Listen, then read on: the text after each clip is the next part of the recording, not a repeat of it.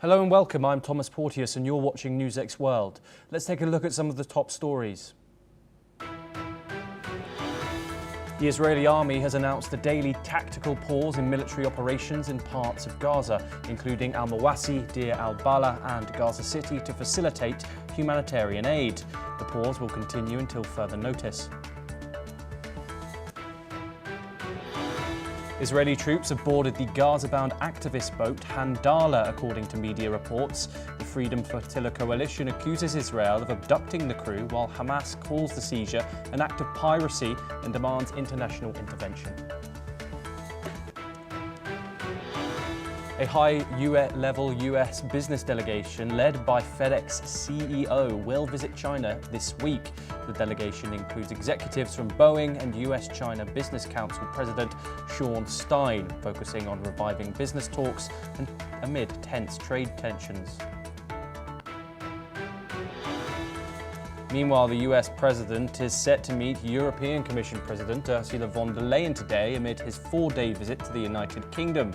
She meets with him with the hope to clinch a last-minute trade deal. Meanwhile, Trump has voiced 50-50 chance over the success of sealing it. Russia has accused Kyiv and Western nations of blocking diplomatic solutions to the Ukraine conflict, according to the Kremlin spokesman Dmitry Peskov.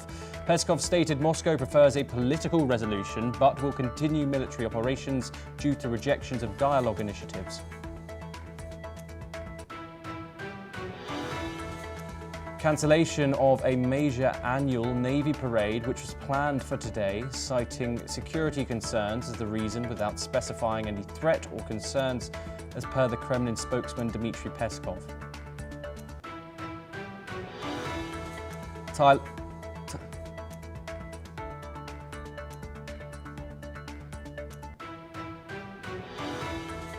Thailand and Cambodia continue exchanging artillery fire across their disputed border, despite a ceasefire call facilitated by the US president. The death toll has now risen to 30, most civilians marking the worst violence between the two in over a decade. Port Forces has announced the formation of a parallel government amid the ongoing civil war, according to coalition spokespersons. Mohammed Hassan al-Tarshi has been appointed a prime minister, while RSF commander Mohammed Hamdan Diaglo will head the newly formed presidential council.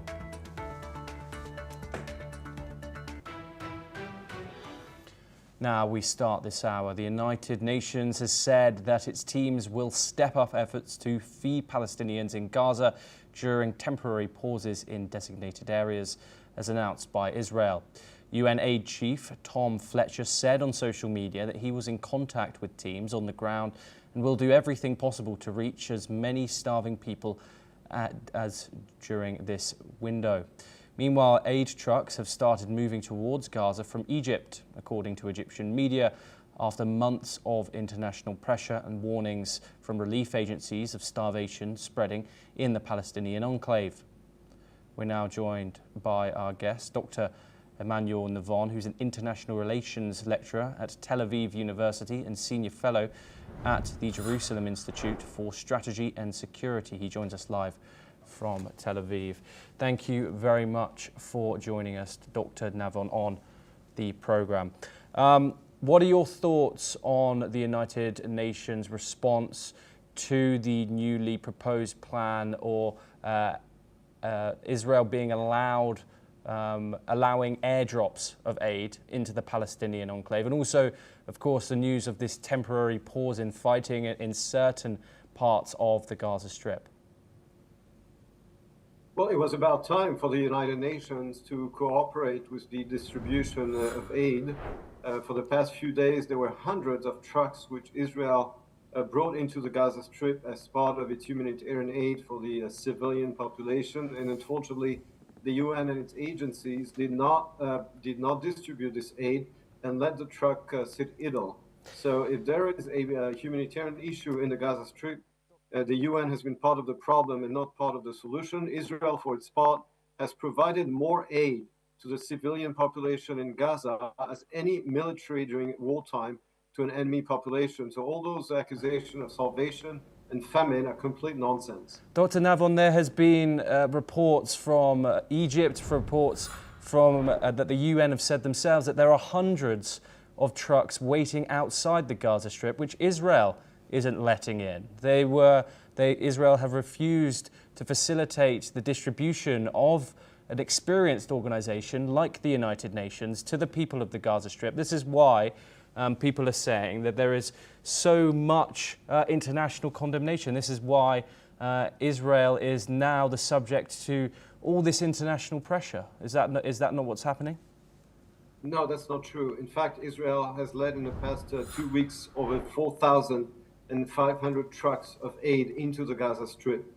Israel, as I said before, has provided more aid to the civilian population in Gaza than any military in time of war, and those accusations are false. Now, regarding the Hamas position, this whole Hamas propaganda, unfortunately, has been echoed by many sympathetic media and has been vindicated by politicians such as French President Macron, who recognized a so-called Palestinian state last week and therefore encouraged Hamas in toughening its position. So as a result of this propaganda campaign of so-called starvation in Gaza, Hamas has been able to increase the aid without liberating any civilian, any Israeli hostages. So the result of this campaign, of this false campaign, has been for Hamas to increase the aid, to take control of it, and not release any Israeli hostages.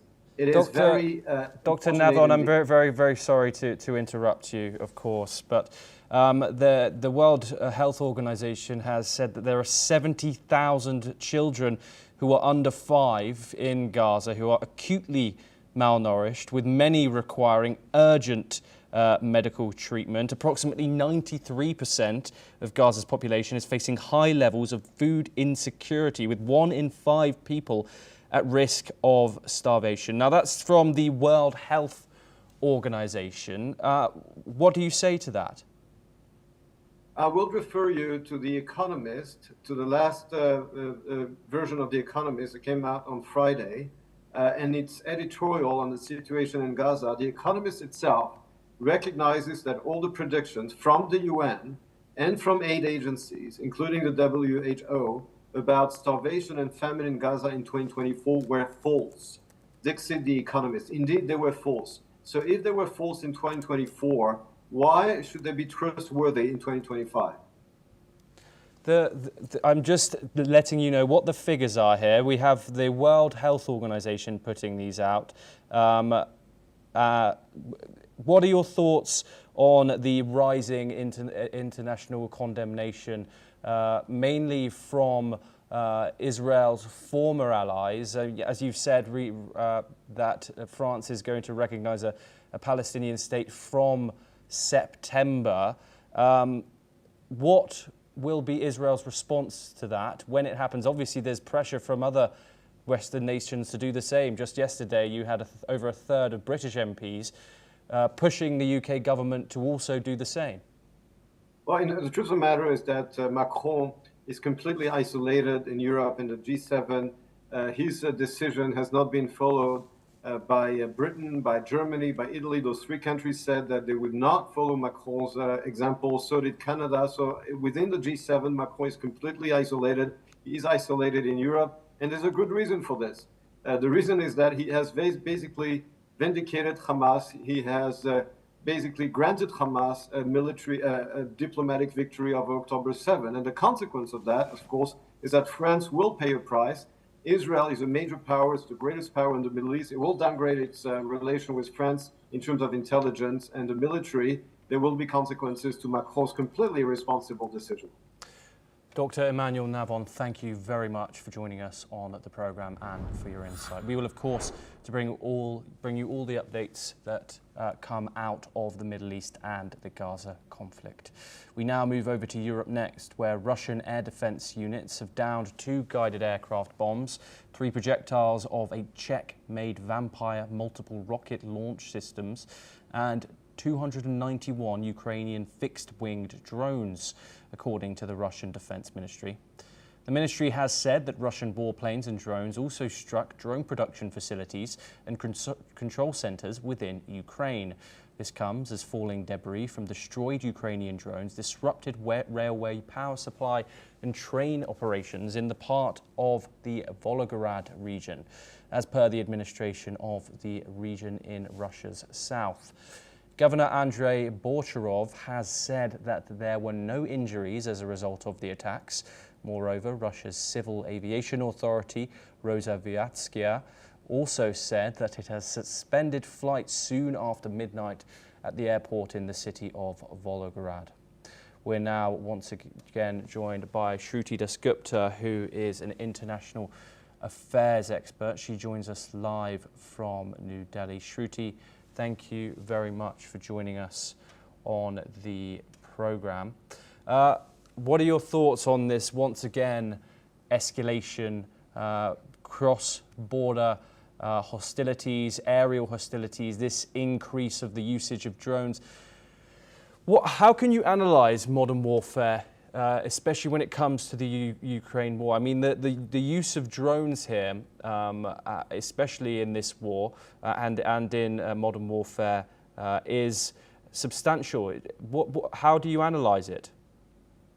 The drone warfare has changed the game for everybody around the world. You've realized that you no longer need boots on the ground. You just need a very clever system and satellites in the skies that you can access, and you can take down the largest of foes. Specifically in terms of Russia and Ukraine, once the drones started flying after Operation Spiderweb, we've seen, although drones were flying back and forth earlier as well, but since Spiderweb, the drone tech has kind of taken off to another level. They have proven that they have intel, credible intel, usable intel, that and satellite link network, which is very accurate in its prediction of how and what is going on behind enemy lines. And Ukraine is repeatedly using all of this. This is, I believe, the second time that they've attacked Moscow. And despite Trump's warning that Zelensky should not go after Moscow, he has continued to batter into the regions of Russia, specifically its capital. Now, this entire scenario shows me that there is a lot of money being pumped in through the Western forces, and they want to take it to a level where drones are irritant enough for Russia to take on a larger step and make it into a bigger conflict where bigger bombs start flying, and then the West would have a legitimate reason to step into this conflict via their own this thing, rather than using Ukraine as a proxy. Yes, and this comes after comments that the Kremlin made, where the West is causing this war to continue and has prolonged it. What are your thoughts about that after we have once again seen nearly 300 drones sent over from Ukraine? What are your thoughts on the current state of this conflict? Ukraine on its own, according to its economy, is almost, it's hollow now. It owes so many nations, including the US and Italy and Germany and France, all of these nations, it owes so much in terms of loans and aid. If the war even comes to a full stop now, most of the country will just be paying off whatever they have taken on to fight off Russia. So the war for Ukraine is a complete loss, whether it wins or loses. The war for Russia right now is it wants to safeguard its borders, and the West, specifically NATO, under the guidance of USA, wants its air bases in Ukraine to completely encircle. If you look at the map, you realize that apart from 3 or 4 of the Eurasian nations, which were formerly part of USSR, all of them have submitted to NATO. So they're basically pushing Russia to a corner, and Ukraine was the last straw on the camel's back. So the West is responsible for what's happening in Ukraine. Russia is only fighting to keep its sovereignty. The fog of war is such that what is right, what is wrong, cannot be determined in totality. There's not black and white. There's a lot of gray zones. But with this, the money continues to pour in, the aid continues to pour in, and West is definitely the sole reason why Ukraine continues to be at war. On its own, it cannot continue to fight off Putin. Shruti, Would critics from the West, would they not say that it is Putin who started this war, and that these European nations who are allied to Ukraine do not want to sit there and watch an aggressive force like Vladimir Putin's Russia into a sovereign nation? The European nations would say that they are defending Europe's sovereignty here. So, I mean, I'd like to draw a little bit of parallel. Let's look at the Iran and Israel conflict for a minute in context of Russia. Israel was allowed to attack Iran because Iran was supposedly a threat to its sovereignty. Now, if you take that particular, and the West supported all of Israel's attack on Iran, USA actively participated in that attack. Now take that entire context towards East and say that NATO wants to build US air bases in Ukraine, which is the backyard of USA. They will cut off, they will monitor, and they will cut off the Black Sea access, they will monitor what is happening in Russia. And so Russia has a history of annexing parts of Ukraine, as it did with Crimea in 2014. Crimea happened in 2014. Crimea happened in 2014, but the where a regime change was talked about in 2013 from the US forces themselves. The US leaders went on record saying that there will be a people-powered movement that will lead to a regime change. And that is exactly one of the reasons, so that it is not cut off from Black Sea, that it went and annexed Crimea. And the Crimean people actually vote in Russia. They have voting powers. They are not slaves. They are not indoctrined, or they are not controlled. So it is a way of looking at things. It is a perspective that we need to gain, that Russia may look like the aggressor, but it not truly is. If it really wanted to, it could have blasted a whole lot more of ammunition towards Ukraine and completely killed it. Shruti, Russia have targeted civilian infrastructure on multiple occasions. I just track your mind back to Sumy, back just a couple of months ago, when 34 people were killed in one day when a Russian ballistic missile hit the city of Sumy. Yes, but do you understand, a ballistic missile can cause a lot more of damage. If they're only claiming 34, then they're only claiming the civilian that were collateral damage. They're not telling you exactly what they actually hit. Okay. The Ukrainians have a history of fudging the truth with the lies, and I don't really believe too much of what Zelensky and his regime put out, because they tend to manufacture their narrative so that they look like the victim and they can pull more aid and more sympathy towards themselves. Okay. Had they not insisted on on becoming a NATO power and having air bases, till date Russia does not want it. It's one of its major requirements in peace that Ukraine will not be allowed to join NATO, otherwise it will be completely encircled. Nobody wants their backyard covered with enemy ammunition, and that's exactly why this war is happening. Okay, Shruti Dasgupta, thank you very much as always for joining us on the programme. Now we move over to the Indo-Pacific, where in an interview, Secretary of State Marco Rubio said that Washington and Beijing should maintain relations and possibly look for areas of cooperation. Rubio said the United States and China were the two most powerful countries in the world and therefore needed to be able to talk and engage with each other. He added that while some irritants in the relationship were unavoidable, the US needed to stand its ground on issues of disagreement. Rubio also criticized the lack of market access in China, saying American markets were open to Chinese companies, but the Chinese market remained closed for years. We're now joined by Andrew K.P. Leung, who's a China strategist. He joins us live from London. Andrew, thank you very much for joining us as always. Andrew, how would you analyse these statements from the US Secretary of State? Is it really as unfair as he puts it? He says that the United States is open to dialogue. However, the US markets remain, the Chinese markets remain closed to US companies. Do you think that's true? Well, there are a number of dimensions involved in this relationship, which is now entering into uncharted waters, not seen in many decades. The first dynamic is, of course, China is now developing so fast, growing so fast. Not only its economy, which is, of course, now the world's second largest, and is advancing in technology, in its connectivity and dominating in supply chains. All these are regarded as an existential threat to American-dominated world order, not only in terms of trade, investments, but also geopolitical influence.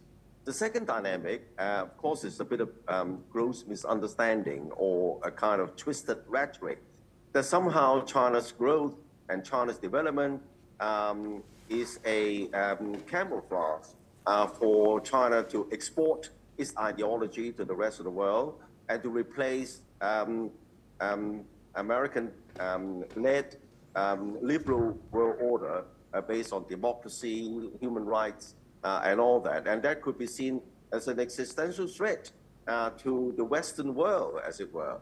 However, this, as I said, is a twisted rhetoric because China, even growing very strongly, has no intention or no capability, in fact, to replace Americans' leadership in many ways. Least of all, of course, Americans' overarching military bases around the world. There's no way that that Beijing want to replicate that, but that doesn't mean that China's influence is not growing. But also, it doesn't mean that China's growing influence would necessarily mean that China wants to rule the world. So I think that this is a misunderstanding, gross misunderstanding, not only in the United States, but in the Western world. And this misunderstanding continues to poison the relationship between both countries. Now, the third dynamic... Andrew, can I just ask you something quickly? Who do you think needs each other more in the trade relationship between China and the United States? Yes, I was about to come to that. Because there is a huge imbalance there in the sense that China is now the world's largest manufacturer and exporter and trader. And China produces most of the world's products, almost its entirety, even though products not made in China. China is embedded in many ways in terms of raw earth, components, and also logistics. But that is, China is also very, very competitive, particularly in the electric vehicles, because it controls the batteries, production, and technology. But that's likely to destroy a lot of the key industries in the United States and also in the Western world. So unless China rebalances this trade relationship by perhaps outsourcing or relocating some of the supply production in the host countries, bringing jobs as well as technologies as needed to grow, to continue to support the industries in the Western world, then the relationship is unlikely to improve anytime soon. But I think that this is beginning to happen. For example, in London, nearly half of the so-called traditional black cabs in London, the electric version is now produced by a China-owned company in Coventry. So I think that this model can be replicated, but I think that it depends not only on one thing, electric vehicles. It is only one of the pillars that will sustain a long-term relationship between China and the Western world. Yes, Andrew KP Leung, thank you very much for joining us on the programme. We now move over to Africa, where Cameroon's opposition leader, Maurice Kamto, has been excluded from the list of candidates for the 12th of October presidential election. Kamto, who was President Paul Biya's main challenger in 2018, was disqualified without explanation.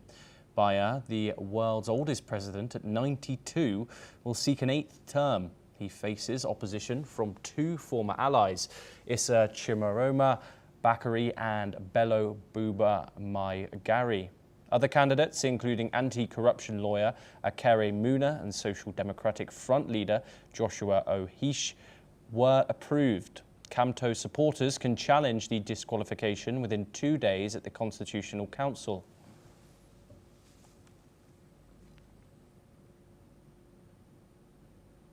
Now let's turn to Europe, where wildfires threaten Turkey's fourth largest city of Bursa.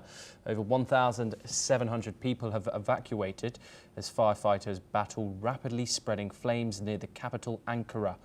Roads are closed due to dangerous conditions. Meanwhile, locals assist firefighters battling wildfires in Neri, Greece, as soaring temperatures fuel the flames.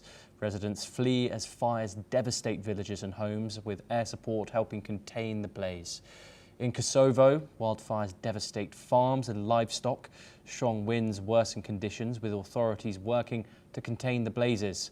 Several fires remain active, leading to significant damage and casualties. On the other hand, firefighters and helicopters battle wildfires across northeastern Albania. Intense heat waves fuel the spread, with multiple fires breaking out. Thousands are evacuated as authorities fight to prevent further destruction. We're now joined by anchor and correspondent Asuma Katayoka to give us more context on the situation. Asuma, what can you tell us? So wildfires have been hitting these areas across the Greece as well as Kosovo, Albania, and Turkey. And it's significant that Turkey as well as Greece have just been hit with a wildfire, another wildfire 2 weeks ago. So this is their second wildfire, and that has not been contained yet, and it has been ongoing for more than 2 days. So in Greece now, according to reports, 5 cities have been hit with this wildfire, and now people are heading to Greece for vacations. However, this will be a challenging situation for Greece as they battle wildfires just 30 kilometers away from their capital city, Athens. The population there is 3.6 million, and it will be reports show that people in Athens could smell the smoke of burning wood. Also, according to reports, some volunteers that mentioned that there's not enough people that have been helping with this evacuation. So now EU has stepped in. Some people from some forces from Italy has joined in containing these blazes in Greece. Also, reports show that 2 villages still don't have power access, as their power was disrupted because of this wildfire, and they're still working on containing the fires. Although the main front line has been controlled, but there's 115 firefighters who are still working to control the rest of the fire. So for now, it's not contained as of yet. And now Turkey's, you also mentioned that, but Turkey's fourth largest city, Bursa, is also threatened with this wildfire. So we will have to be watching out for how this situation is contained. Yeah. Yes, Asuma, thank you very much for giving us a bit of context there. Now let's wrap up our bulletin with some stories from the world of business. T, a woman-focused dating app known for anonymous date reviews, confirmed a major data breach affecting 72,000 user images. Hackers accessed photos including 13,000 selfies and ID verifications, along with 59,000 images from posts, messages and comments. The company assured that no emails or phone numbers were exposed, and only users who joined before February 2024 were affected. T has brought in cybersecurity experts and is working to secure its systems. Despite the breach, interest in the app remains high, with over 2 million new join requests in recent days.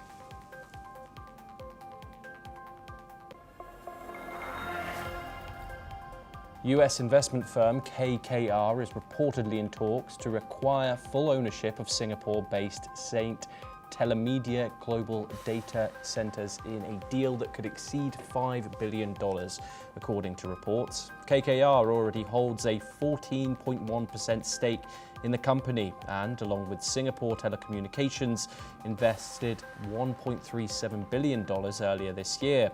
Both KKR and STT declined to comment on the report.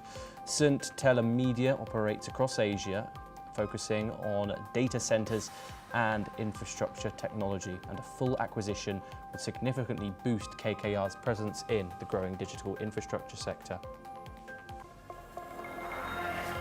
Huawei unveiled its Cloud Matrix 384 AI computing system at the World Artificial Intelligence Conference in Shanghai, drawing significant attention. Industry experts say the system rivals NVIDIA's top-tier AI offerings, signaling Huawei's push to dominate China's growing AI market. The three-day WAIC event showcases cutting-edge innovations, and Huawei's powerful new system marks a major step in the country's efforts to develop homegrown alternatives amid global tech tensions. Spear AI, a startup founded by US Navy veterans, has raised its first round of outside funding to develop AI tools that help the military analyze underwater acoustic data. Based in Washington, the company focuses on passive acoustic signals, sounds picked up by submarine listening devices to identify and track objects like vessels, marine life, or weather events.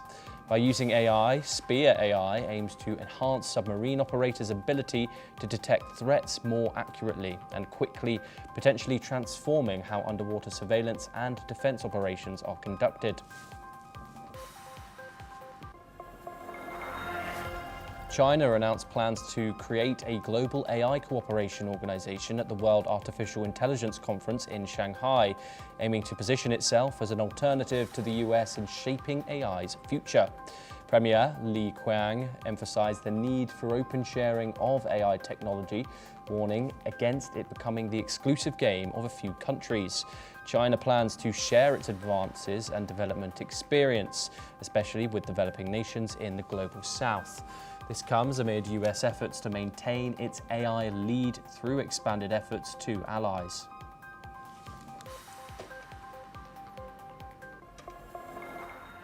Well, that is all that we have time for. We will continue to bring you more news updates from around the world. Thank you.